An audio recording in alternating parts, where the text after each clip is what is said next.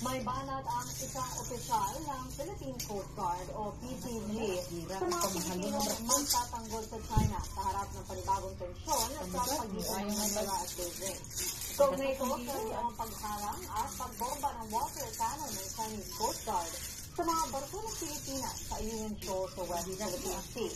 Sa isang tweet, sinabi ni PCG spokesperson on the West Philippine Sea, Commodore J. Cariela, hindi makabayan at taksil sa sambayanan ang sinumang Pinoy na didepensahan ang mga agresibong pagkilos ng China.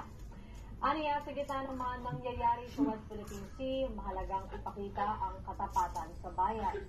Dagdag ni Tariela, dapat na magkaisa ang mga Pilipino laban sa mga iligal na gawain ng China at para maprotektahan ang mga interes ng bansa.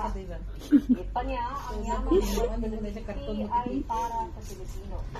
Hindi binanggit ni Tariela ang mga individual na niya. Uy! Pinayag si Pangulong Ferdinand Marcos Jr. na nakasuko ang Pilipinas at US na panatiling relevant ang alyansa ng dalawang bansa at tumutugon sa mga hamon sa depensa at ekonomiya.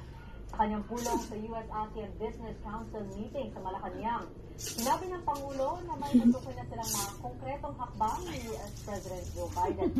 Hindi binanggit ng Pangulo kung ano ang mga hakbang na ito.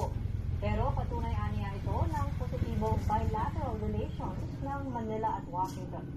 Sinabi rin ng Pangulo na nangangailangan ng strategic investment at trade partnerships. Gwapo ba siya? O, bisag ito. Pitutian niya. Patuhot sila pitutian niya.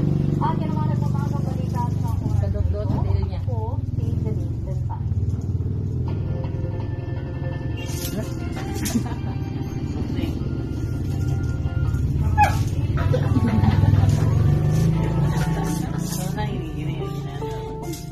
Buwang na kay Bildoy.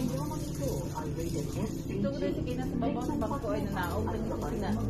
Ang kailangan maaaring may masisilang tema, lenguwahe, karahasan, sexual, o droga na hindi angkop sa mga bata.